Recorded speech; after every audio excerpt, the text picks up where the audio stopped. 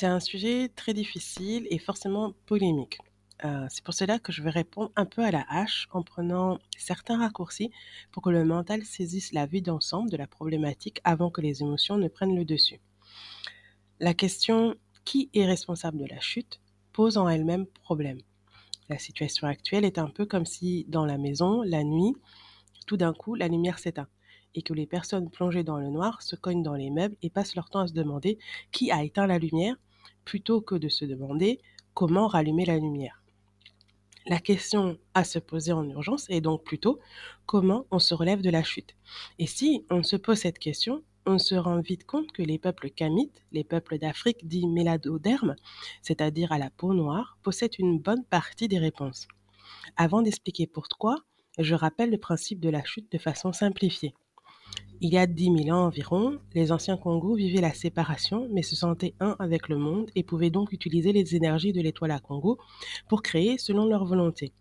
Aujourd'hui, les humains modernes vivent la séparation et se sentent séparés du monde. Ils ne peuvent plus utiliser consciemment les énergies de l'étoile à Congo pour créer selon leur volonté.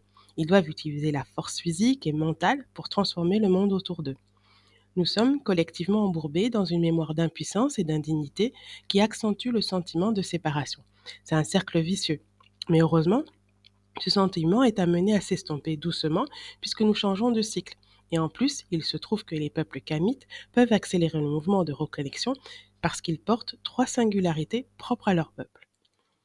Première singularité, alors que la plupart des peuples parlent aujourd'hui des langues formelles, au sens qui décrivent des formes, qui distinguent, la plupart des peuples kamites utilisent encore des langues énergétiques, au sens qui décrivent des énergies, qui unifient.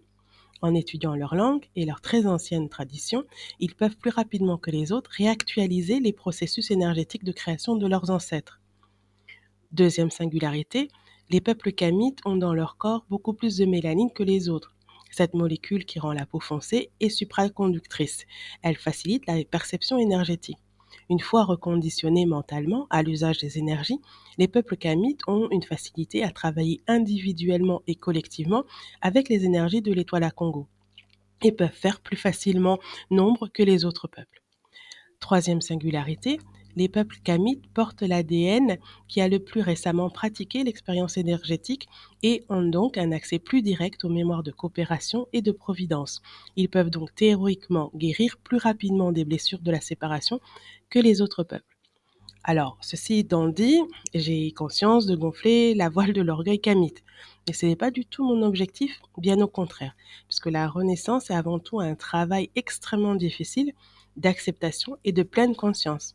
Elle passe par l'expérience du Zola que j'explique dans une de mes vidéos sur la chaîne.